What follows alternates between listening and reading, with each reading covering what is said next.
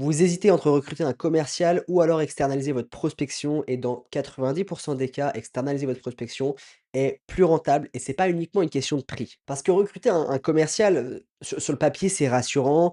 Vous voyez du coup que la personne elle travaille 35 heures.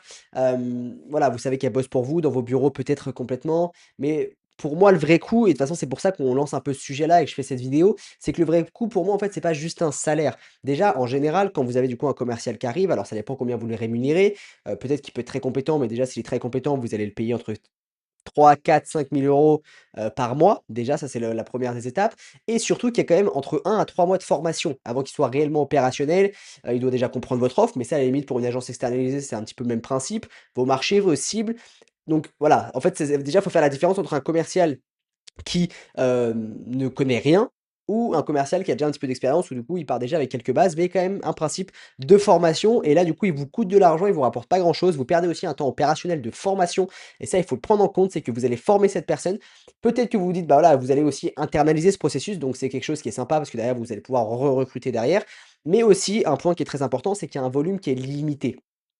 Parce qu'une personne, concrètement, à partir du moment où elle est opérationnelle, elle va peut-être faire 30, 40 appels par jour en cold call. Elle va, peut-être envoyer 15, 20, 30 mails personnalisés. Donc il y a un plafond humain qui rentre en jeu, même si elle peut peut-être utiliser des outils d'automatisation, mais du coup après on arrive peut-être à des taux de réponse qui sont plus faibles. Donc après ça, c'est à calculer en fonction des industries.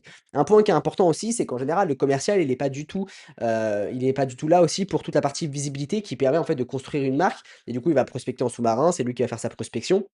Mais personne ne va du coup, construire une marque forte qui va rester peut-être sur les 10, 12 prochains mois et vous permettre de générer des prospects beaucoup plus chauds, avec un meilleur taux de conversion et surtout du coup, qui vous coûte rien, qui vous coûte zéro. Ça, c'est quelque chose qui est important.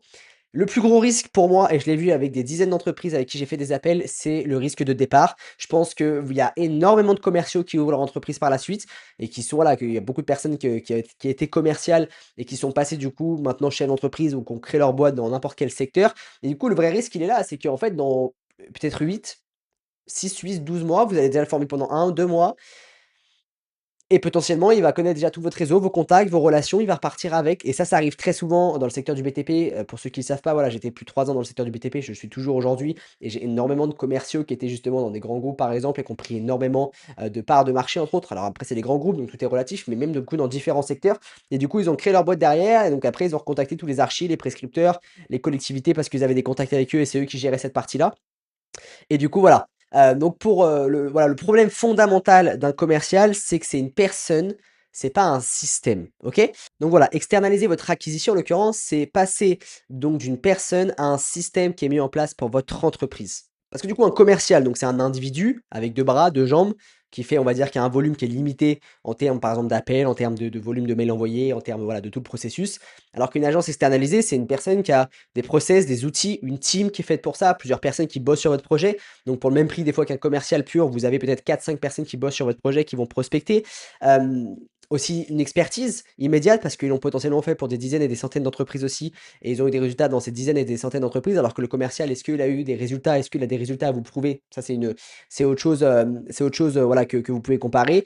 Le temps d'implémentation qui est beaucoup plus court en général parce que même si des fois les secteurs peuvent être un petit peu différents en fonction des agences avec qui vous travaillez, peut-être qu'ils travaillent avec plusieurs entreprises B2B comme nous par exemple, bah, en fait derrière on a quand même les structures qui marchent très bien en B2B et donc on peut juste dupliquer avec peut-être une petite période de rodage des fois d'une semaine, 2 semaines, le temps de bien comprendre l'avatar et c'est aussi pour ça qu'on est en échange constant avec les dirigeants ou avec les commerciaux en fonction des personnes avec qui on discute dans les boîtes.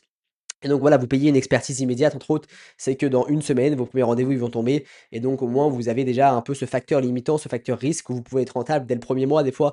C'est vraiment quelque chose qui est important en tout cas. En plus, il y a plusieurs modèles. Donc je sais que voilà, dans les agences, des fois on s'y perd un petit peu. Vous faites énormément prospecter aussi. Il y a les modèles donc des agences qui font que la prospection. Il y a des modèles qui font que du contenu.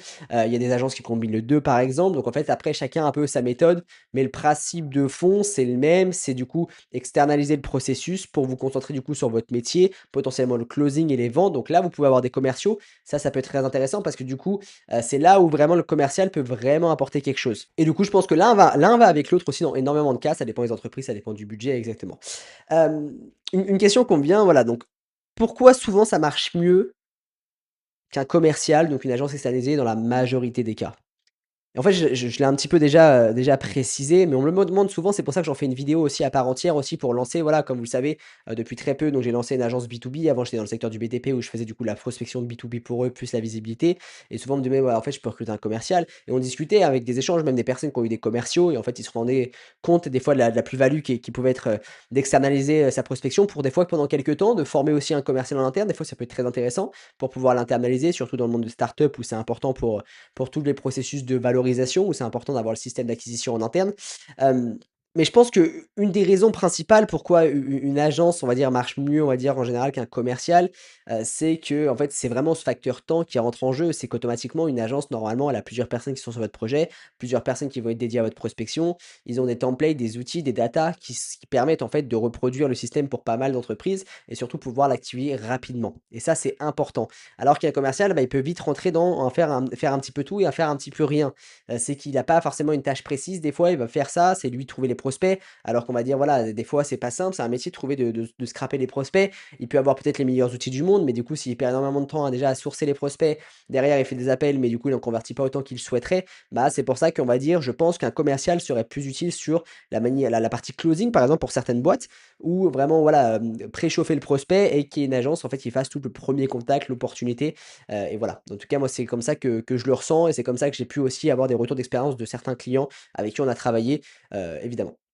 Et je veux bien préciser aussi, je veux faire un peu un disclaimer, je ne dis pas qu'un commercial c'est inutile, loin de là, évidemment que non, parce que nous on en a aussi. J'ai un commercial, et cetera. Mais le commercial pour moi, il est essentiel pour la partie closing, gérer la relation client, avant la partie, on va dire, vente. Donc vraiment pouvoir préchauffer le prospect potentiellement, pouvoir, créer des groupes WhatsApp en fonction de si c'est un modèle d'agence, pouvoir, discuter avec le prospect, approfondir la discussion à partir du moment où le call est booké, pouvoir, nurturer le prospect, pouvoir aussi derrière préparer le R2 s'il y a des R2, pouvoir garder le contact automatiquement pendant 6, 7, 8 mois. Et pour moi, le commercial, il a un vrai atout ici. Mais le problème, c'est que si vous n'avez pas encore un système qui vous génère des rendez-vous de manière stable, de manière prédictible, en fait, c'est très compliqué. Du coup, votre commercial, il va passer trop de temps sur toute la partie sourcing, il va passer trop de temps sur, du coup, la partie, prospection, ou du coup, pas assez de temps parce que le peu de rendez-vous qu'il va faire, il va devoir les traiter et bien les traiter, et donc il n'aura pas assez de temps pour faire toute la partie prospection.